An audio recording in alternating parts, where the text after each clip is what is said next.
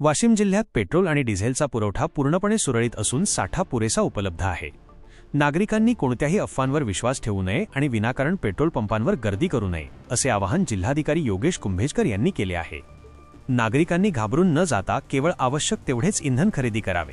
प्रशासनाचे पुरवठा साखळीवर पूर्ण लक्ष असून जिल्ह्यात इंधनाची कोणतीही कमतरता भासणार नाही असेही जिल्हाधिकाऱ्यांनी स्पष्ट केले आहे। नमस्कार, मी योगेश कुंभेजकर, जिल्हाधिकारी वाशिम। आज माध्यमांच्या माध्यमातून सर्व नागरिकांना असं आवाहन करू इच्छितो की वाशिम जिल्ह्यातील जी परिस्थिती आहे पेट्रोल पंप्सवरील, त्यावर जिल्हा प्रशासन फार बारकाईने लक्ष ठेवून आहे। आज जिल्हाधिकारी कार्यालयात देखील सर्व पेट्रोल पंप धारकांसोबत प्रशासनाची बैठक झाली। दैनंदिन याचा आढावा देखील घेण्यात येत आहे।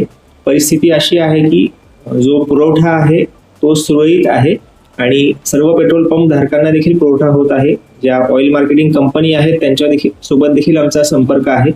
मात्र काही ठिकाणी नागरिक काही थोड्या अफवांच्या कारणांमुळे खूप जास्त प्रमाणामध्ये पेट्रोल किंवा डिझेल घेण्याचा कल जो दिसून येत आहे, त्यामुळं काही ठिकाणी थोडी पंपांवर कमी उपलब्धता असणं अशी परिस्थिती झाल्याचं दिसून येतं। सर्वांना हेच आवाहन आहे की तुम्हाला जेवढी गरज असेल तेवढे पेट्रोल डिझेल आपण घ्यावं, जेणेकरून जो आपला सुरळीत पुरवठा आहे त्या माध्यमातून जिल्ह्याची जी दैनंदिन गरज आहे ती पूर्ण होईल आणि कुठेही अनावश्यकरित्या काही अशी टंचाईची परिस्थिती निर्माण होणार नाही।